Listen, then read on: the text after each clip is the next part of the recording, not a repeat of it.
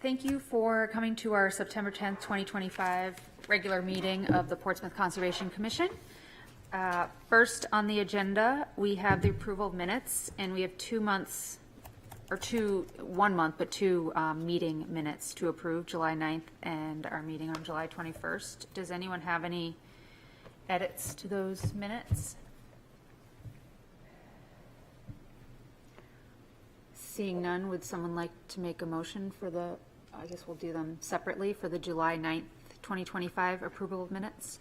I'll make a motion to approve both the July 9th and the July 21st meeting minutes as presented.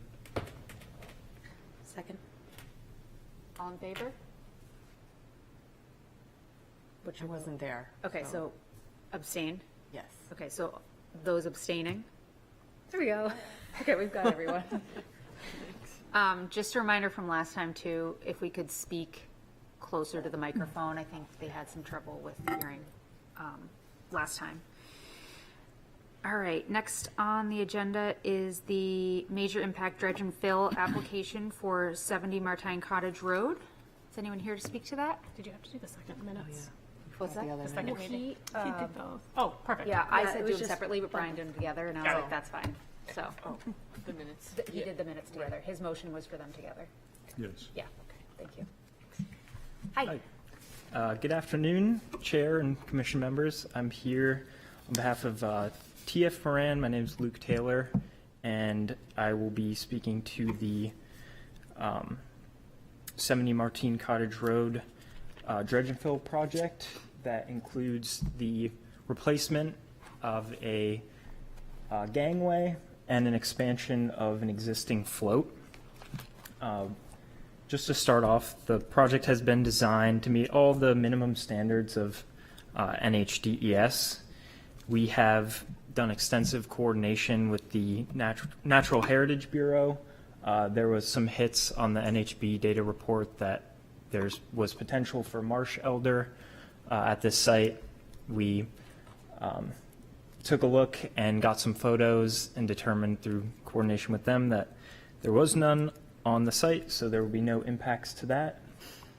We also coordinated with NOAA Fisheries to get an essential fish habitat mapping report.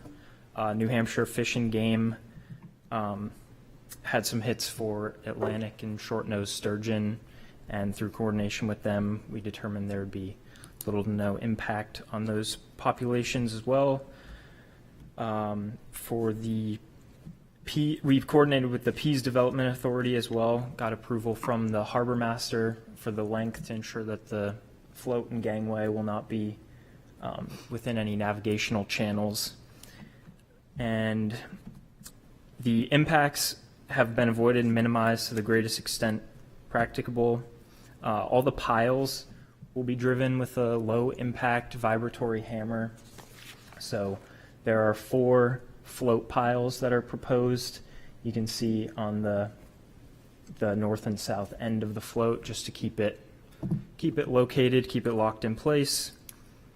Any piles that will be driven also will be done in the dry at low tide or within a temporary turbidity sleeve. So if you take a look at the detail sheet on this plan set, there is a detail for a temporary turbidity sleeve, which is essentially just a metal sheath that will go around pressed into the substrate with an excavator bucket, to which the pile is then driven through so the sediment isn't kicked up and around the pile, and then that turbid water is pumped out and stored on the vessel, the barge, and then will be put into, just disposed in a uplands area at a later date. We've also coordinated with Army Corps on this, as they had some concerns about hitting the turbidity sleeve in with the excavator bucket. So the contractor now puts a piece of wood in between and presses it in lightly to not cause any noise within the water that could disturb any fish species. Finally, Existing pier is to remain. It's just a gangway and float expansion. And all components have been designed to last at least until the year 2090. That's when we projected out the sea level rise, and that is on the vulnerability assessment where you can see the mean high water will start to probably overtake the pier if nothing's done. But for now, it's just a float and gangway expansion. I'm happy to answer any questions Great, on that. thank you. Questions from the commissioners? Yep. Go ahead, Barbara. I think you had it in the application, but are you replacing, I know you're not replacing the gangway, but are you replacing the boards on the gangway? So, The gangway is going to be replaced. okay, so you're not replacing. Not the pier? fixed The fixed pier pier, yeah. is to remain. It's just the barge will pull up, take the existing gangway and float and remove the float piles that are existing out there, and then install the new piles, new float, and new gangway. So no new wood on the fixed pier? Nope. Like even, okay.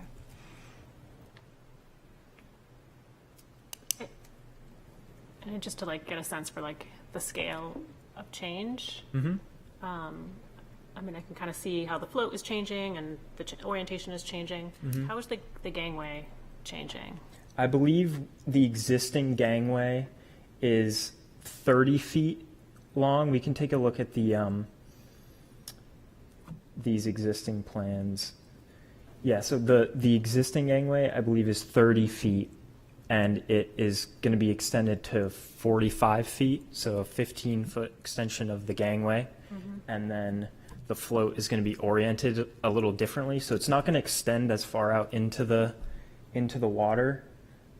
But the gangway is a bit longer, and the float is expanding as well And it's 50 feet by 8 feet.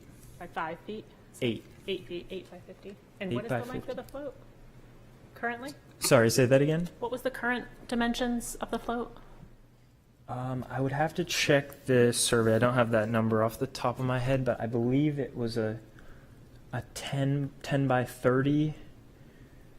I can certainly get that number for you. Just don't have it off the top of my head. Yeah, of course. Okay. And so it doesn't actually extend further into the water, is what you're saying? It's No, just, so if you- Just more, Yeah, just more more float. bulk, or more, width. Okay, So, You're like turning it almost 180 degrees, correct? yeah. yep. Okay. 90. Or 90. If you look at the proposed conditions plan as well, you can see it overlaid on the proposed dock. So Oh, I didn't understand. it is, going to be coming back landward. I don't know, 5 feet, 4 feet. Was that Yeah. decision to have it be in slightly shallow waters, was that based off of the harbor master review, or it's just kind of how it happened with the orientation of the float? It just, well, so as it exists now, I believe it was due to the property owner's boat docking on either side of the float. So because he had to pull in further, you can see the topo lines start to come up. So he will actually have some more water depth by mooring his boat on the end of the float Gotcha. for the proposed design. And it looks like at virtually all tides, it's floating. The float is above Yep, water. it'll be an all-tide dock. Can you talk about, somewhere I read something about eco moorings? Can you explain what that is? I can find it if reference. Yeah, so those are eco moorings are typically for doing like helical or block moorings, and then they're basically just floating chains, so they're not dragging along the bottom. But this project is proposing float piles, so If that's in the application, that might just be a typo or a carryover. Yeah, I think it was in response to a question in the, I don't know if it was in the Army Corps part or if it was in the, I'll try to find it because it was in response to a question. I don't know if you have it. It was in the actual DES permit application. Yeah. It's going to be located using eco moorings. Oh, okay. Yeah, that looks like that needs to be edited to describe the float piles that will be used to locate the dock. That's certainly something that I can edit this document and get it back to you. Perfect. Thank you. On the subject of the piles, like the style, I'm just wondering why something like a helical was not chosen for this application. The sort of more the driving method was chosen. Yeah, that's something that would be a great question for the contractor. That's what was proposed. It might be because the tidal forces in the area are a little bit stronger, being closer to the ocean. That's certainly something I can ask as well and get that answered for you. Yeah. And then how they're driven, it sounds like an excavator needs to get out to that location in order to pound them in. So can you just sort of describe how that So gonna happen? all of the pile drivings will be done by barge. So I see, okay. they'll come in through the water, and they have it's a low impact vibratory hammer. So instead of Yeah. banging the piles in, they'll just jostle them in to displace the substrate, and then Okay. yep. Thanks. This will be a seasonal float, correct? It'll be taken off-site in the winter? Correct. Okay. And not stored on the property, or at least No, it'll be taken off site and stored elsewhere. pretty big. That's going to Yeah. be yeah. It'll okay. be a big job to store it on every their year. Okay. property. Any other questions?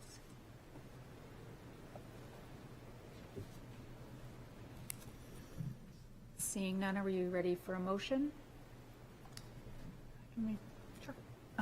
Making a motion to approve the dredge and fill major impact permit of 70 Martine Cottage Road. With two stipulations, I think, is that it is addressed in the New Hampshire DES application to change the reference of eco moorings to float piles. And then your pilings driving, he was going to get back to us on something, he was checking on something. Helical versus. Oh, yeah, just why that was chosen, but Because I would imagine helical would probably be less impact. it's less impactful, but it's more expensive probably, Yeah. so. So I don't know if you want it I don't on there really or need something. that Or, answer. or potentially not more expensive, just from brief research that could mean nothing, but maybe cheaper is what Yeah. everything I've seen says, so I don't know. Who knows? So if you don't need it referenced, or did you, I was just curious, really. I don't think it's. okay. All right, so just one stipulation. Do we have a second I'll second. discussion? So this is, I'm just curious, any other reactions to this? But, looking at this property, right, it's a pretty unique property. And it's unique among its neighbors in that, they're one of the few properties that mows all the way down to the edge, which is, in violation of our kind of no-cut buffer rules. And I don't know if there's anything that we could add to this, or at least informally provide that feedback to the landowner at least. I don't know, any advice about that? I think it's tough because it's a DES permit, right? If it was if they're coming in front of us for anything else regarding a CUP, we would definitely bring that up. But I mean, I think we could still, I don't know, I feel like we could still write a letter to the landowner if we stating that. I don't see the hurt in that. Yeah. But it's really an interesting point, Lynn. It's like the only property that is doing that. It really is. And the irony is, that it used to be, the property was owned by the previous long-term chair of the Conservation Commission originally, 2 owners ago. So, and it's not, he didn't do that, it's totally been changed, but it's like, Just looking at the rules for docks for DES, in case you didn't know, 400 square feet is the maximum allowable square footage for a float, which is what they're requesting here. So like, technically it's allowed. Do I love that it's the maximum? No, but I don't think we really have any. 200 feet for a float, 400 square feet. 400 square feet. Yeah. That's like exactly there, yeah. Yeah, and then the length, I think, is 200 feet long, which they're at like 150, so they're well within that. Because usually what we see is, right, the piers that are going out as far as they can to get as much water as they can, which is not the case where they are located, luckily. So instead, they have the maximum allowable float. I mean,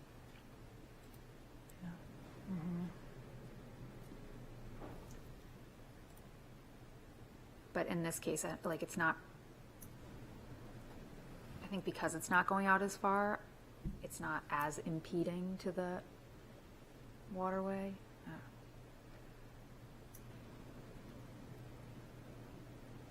don't know what everyone else's thoughts are, if they want to.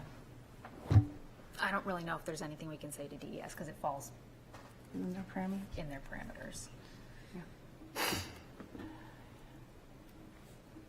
Yeah, the owner's trying to accommodate a situation where they want to have access to the, looks like to have 2 boats. So doing it any other way probably wouldn't work. Right, because it gets too shallow too Gets quickly. too shallow, yeah. Without going out even further, which I would probably be more against. Are we ready for a vote? All right, so Talia, you're voting. Everyone's voting. All in favor? Jess is online too. Oh, should we do a roll? If she hasn't spoken yet, Does but she have any questions? I don't know. All right, we'll Nope, just I don't. Do you I don't have want to any vote, questions. Jess? If so, we can do a roll call vote. It doesn't matter, whatever's easiest for the commission. Okay, I think it was going to be a unanimous vote regardless, so. So we'll just do a raise hands. All in favor? Great. Thank you. Great, thanks. Thanks. All right. Next on the agenda is the expedited minimum impact permit for 39 Dearborn Street. Is anyone here to speak to that? Good evening, Chair. Members of the board, Jeff Kissel, Dock and Builders. I think you guys may be familiar, didn't realize Luke was going to be here. With this project, I met many of you guys on site. We went through this whole process before. What we've done is we've scaled back the entire project, and for many reasons. But of the most importance to the homeowner right now is getting the mudroom. So if you remember, we were doing like a 10 by 10 1-story connector and then a large like 24 by 24 2-story addition, all to the right of the property. And then on top of it, we were doing a mudroom addition, a little bump out over the existing kind of stairs and entryway. And so, as I said, what was important to the homeowner at this point in time was to get that mudroom. So we were seeking an exemption from the conditional use permit. It's the principal footprint is about 800 square feet. We're adding on 56 square feet. It's like 7%, and according to the ordinance, I think it's 20 or 25% that you get an exemption from. That it also has to be going away from the wetlands and all that stuff too. So that's what we're doing. If you guys have any questions, I'm here to answer them. Questions from the commissioners?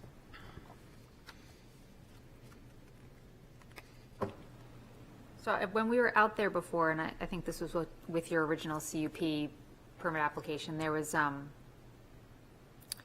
just some other things that weren't like really related to the construction, like the kind of the drainage on the I'm not sure what side of the house that was, like if you're looking at it from the water, like the left-hand side, Yep.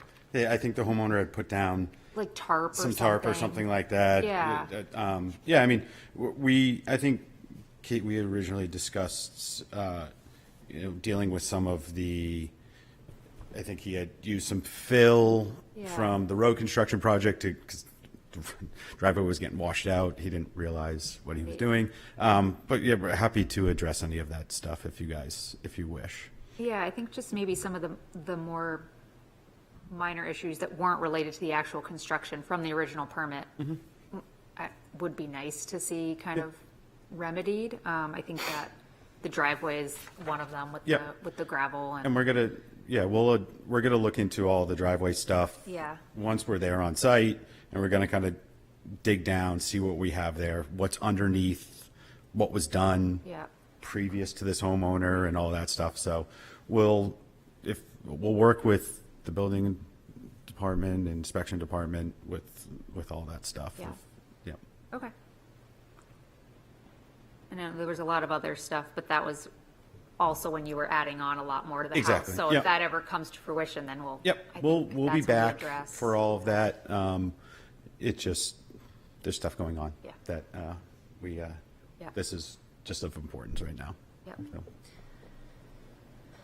So there's really not any change to the site plan, Nope, nothing. demolishing an addition and putting a small addition on?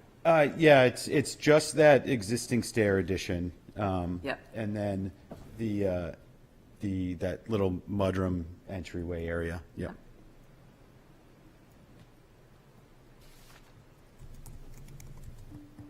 Any further questions? Just had a question for Kate. Yeah. So if they're going to make any changes to the driveway, they need to touch base with you guys? Right, so that's a city,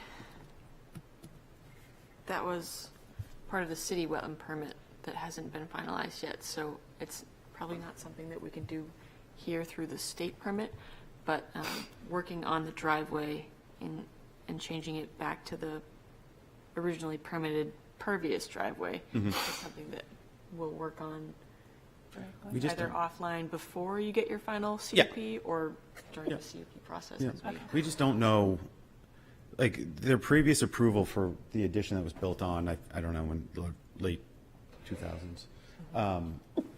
They were supposed to do something there to the driveway. We don't know what was done. It feels really hard packed.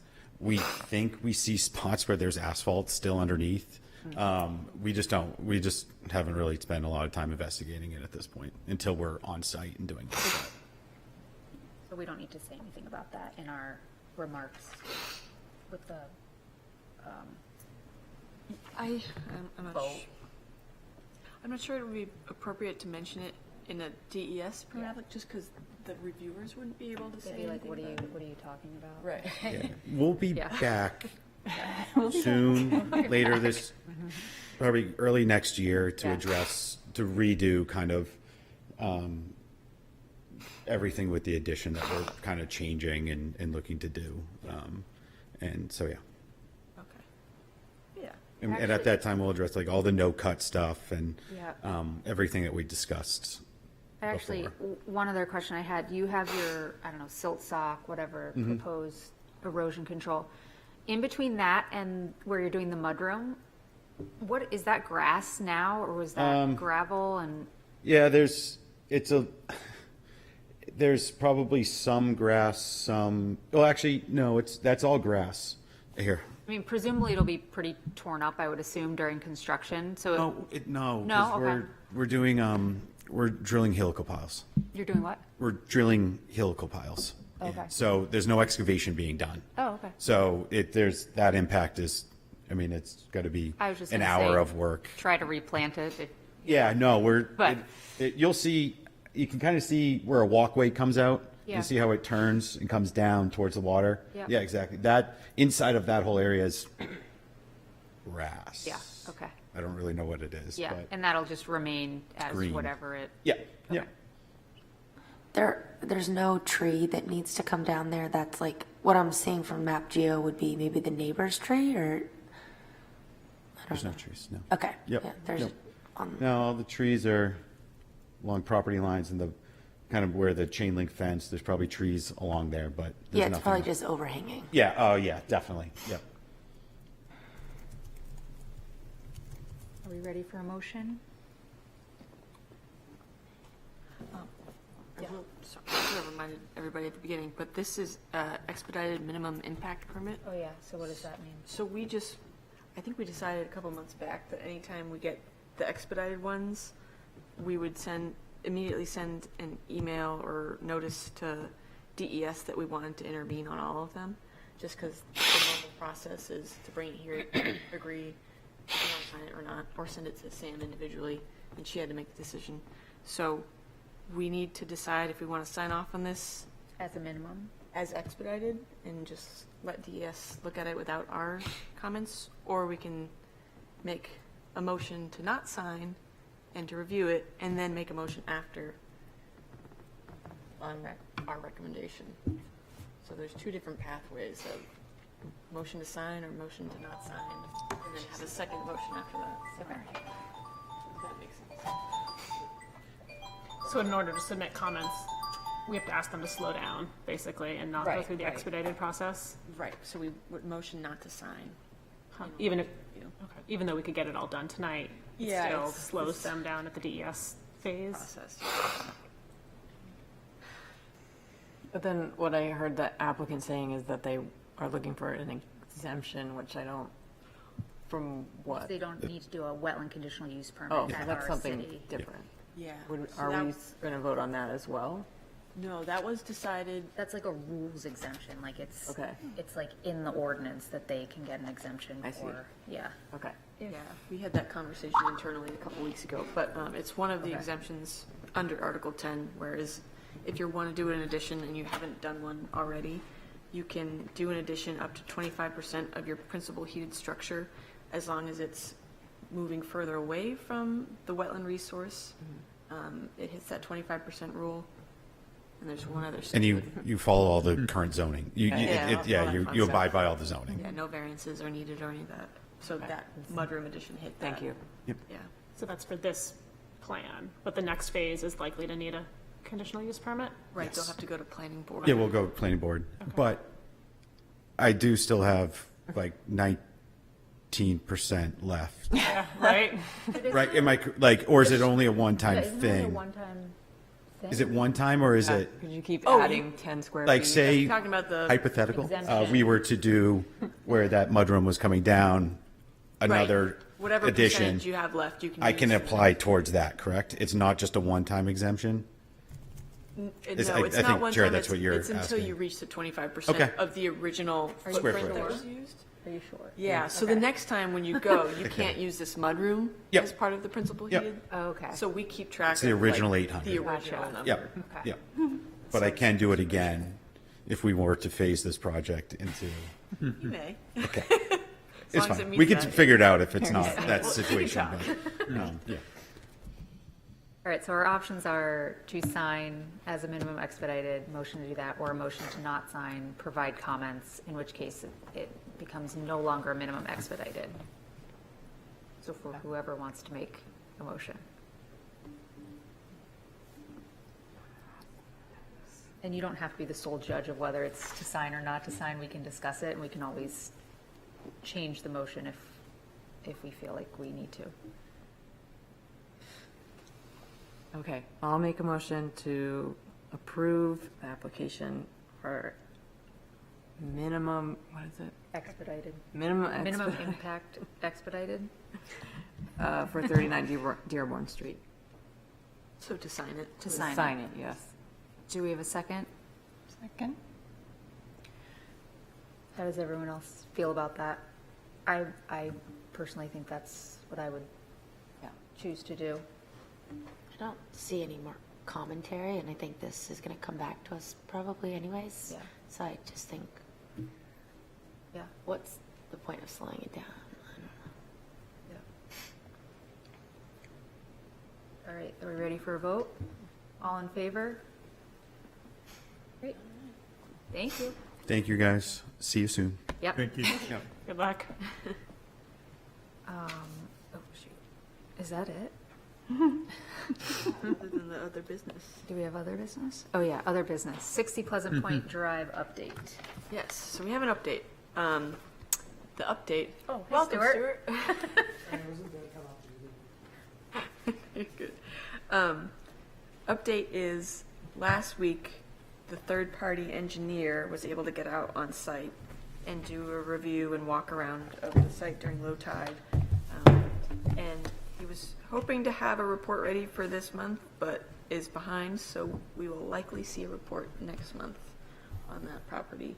And we'll probably have the applicant come back in October during that meeting to also hear the third-party report. But we'll try to send it out if we get it early to the commission beforehand so we can read through it. The applicant will also see it ahead of time, like before the meeting, or are they going to see it at the meeting? Yeah, I would think so, because the contract is between those two and then the city, so all three parties should have a copy of the report. So are we just hearing that report at that meeting, or are we voting on anything?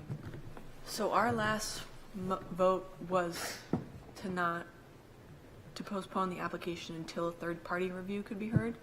So we can hear the third-party review and hear the engineer's perspective and then postpone it again to think about it some more. Or you can hear the third-party review, talk about it with the applicants and make a decision. It's kind of... Decision could happen. Yeah. So next month you can make a decision if you feel comfortable doing it. I didn't follow what you said the actual update was. I was too busy pulling it up on the map to make sure it was the same. Oh, you're good. So the update is that the third-party engineer went out last week. Okay. And they did a site walk for a couple hours with the property owner and Jay Obie from TF Moran.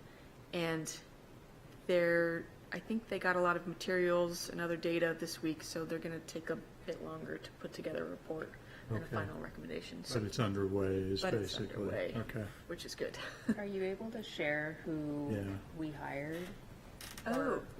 Was hired? I don't know. Well, the work started, but the contract hasn't officially been signed. Okay, so probably not yet. Maybe not, but you'll see him.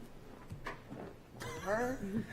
Have we seen them before? Probably. Okay. I think it's a well-known person. Okay. This is Sorry, this is like guess who? But yeah, local expert, I think. Okay. But in addition to that update, I had another one, and I missed a flurry of emails, but I caught up this afternoon. Apparently, in November, we are getting kicked out of the chambers during our meeting time so that City Council can have a special meeting. So they have rescheduled our November meeting for the following day, which is a Thursday. So Thursday, November 13th from 4 to 7 p.m. in here. Hopefully everybody can make that. I don't know how Thursdays are with people. Can you say that one more time? Thursday, November 13th, 4 to 7 p.m. Okay.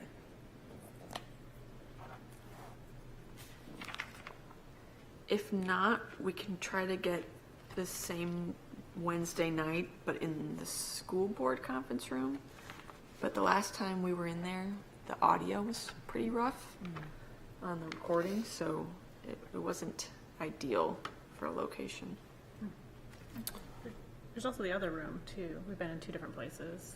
So they also requested that we don't use the conference room that night because they have it as their own backup.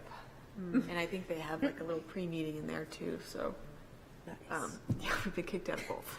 Rude. So Thursday it is, if that works for everybody. But if not, let me know and we can try to get the school board conference room and maybe a better microphone. Okay. But I'll send a reminder email too to make sure we can all do it. Okay. There's a good chance I can't make it on the 13th. You can't. Not sure, but yeah, I might be traveling. Are you heading abroad sooner rather than later? Okay. Saw the email go out this morning, so I was like, ooh. Okay.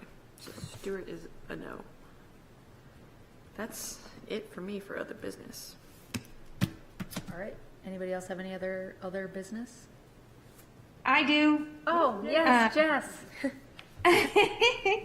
The steering committee for the master plan recently met, and there is a public master plan kickoff event at 5:30 on the library on September 15th. If any of you can go and just kind of hear where they're at, and you'll meet the team that was hired through the consulting firm and kind of start to offer feedback about what priorities are for you in regards to our next master plan. There's also a master plan website with surveys you can fill out there to offer some feedback. So I strongly hope that commissioners consider doing that. And I should be able to do that Thursday in November, Kate. Okay, great. Thanks, Jess. What was the date again of the master plan meeting at the library? September 15th. It's a Monday. It's actually this coming Monday. Okay, yeah. And it's at 5:30. Are you on the steering committee, Jess? I am. Nice. Yes. Yeah. I mean, it is. We've met twice. The first one I couldn't make because it was right at the end of the school year, but it was a bit of a meet and greet. And then we just had our second one. We've been offering feedback to the consultant group, but part of our role is to try to help get the community to engage. So trying to make connections and get as many people as we can to offer feedback and what their priorities are in the master plan coming forward. There are 3 pieces they're kind of focusing on because they recognize that the city has done a ton of work and we have all kinds of plans already. So they're looking at housing, economy, and I forget the third one. But that is the perspective of the consulting group that was hired. That was where they kind of found gaps into where they might offer some guidance and help in developing the next one or the new one. The place to take the surveys, is that on the city website? Yep. There's a link there, I think, for the master plan, and the master plan has its own website, and you'll see links there. Okay. Thank you Yeah. for doing that also. Anything else? I can share one little thing that Alice and I were just chatting about that has come up in prior meetings, but just trying to organize just a little informal cleanup at the Jones Ave, Sagamore Highlands trails area if anybody wants to jump in. Tentatively thinking about the last Saturday in September, like in the morning, so we could get What number day is that? the September 27th could work for us. And maybe trying to get some families out there. There's a lot of kids that run out there for track and cross country, and it's like it'd be a good time. Like morning, afternoon? Like morning, yeah, like a 9 to 11 kind of thing. And if anybody has experience doing that kind of thing, that could be welcome too, because I haven't actually done that. And I think if there's ever, I think one of the things that we're noticing is that there's a lot of plastic and debris that's coming in with the wood chips that are laid down on the trails. Really? That's been a problem. A lot of trash forever. and just in with the wood chips. Yeah. So it's a pretty tedious process to pull it out. So it's actually kind of great to have a lot of people fanning out and just like going through. But it's like there ought to be a different solution to this that's a little more proactive too, just to put on. I mean, it's technically on school property, right? Back there? The trails are? Or No, town. I think it's town. city property. Yeah. I wonder if, I feel like a rake would work well, but I'm sure that the what are they called? The Sifters? No, the people at the high school that lay it down with the cross-country team probably would like to have a say in how that is managed or how it's like picked apart if anybody has to rake it to clean it. I don't I think a rake will work because it's all mixed up. Deep? Yeah. I mean, are we just getting like bad batches of wood chips? Like, we need a different, It's their source. They need a vendor? different source, and I Yeah. brought it up like 10 years ago, and it's still the same. so it's the vendor where they're getting it from? I don't It know might- if it might they're be the buying city, it. you I know? feel like it's just wood They're stuff that reused. the It's city has reused chipped. thing. Yeah, because I they mean- pile it sort of at the end of that road. It's like plastic bag pieces. And Like landscaping cloth. You know, I mean, it's not that surprising that it would all end up in the same place. Right. But it would be much easier to manage, I think, at the site of where the yard waste is being compiled. Yes, and before pull it it out. goes through the chip. Before it gets composted and before it gets chipped, yeah. So that would be like at the dump? I think so. Where it sits. I mean, I guess we don't know 100% Yeah. where it's coming from. It's just our guess, but Yeah, interesting. So maybe a DPW Yeah, probably. inquiry? Probably. Hey, your wood chips are a little subpar. but, I mean, it's so great that those trails are managed as well as they are. Oh, yeah. I mean, it's really such an asset, so. What would you need for a cleanup? Just like trash bags and Gloves. Yeah. is that If enough? people want, yeah. Yeah. It's not sharp or anything. It's just Plasticky stuff. Cooler of drinks, maybe. some water. Yeah, and you sent a group out. Did they end up doing a cleanup like around Route 1 instead? Remind me what. We did the conservation property on the corner of Ocean and Banfield, along the rail trail. Oh, totally different site. Okay. And there's a lot of stuff back there, a lot of plastics and needles and like an old homeless camp and an old mattress. So that was all big stuff that we needed like big contractor bags for and like heavy duty gloves. But this probably would be a little bit more minor than that, but just tedious. Yeah, I think so.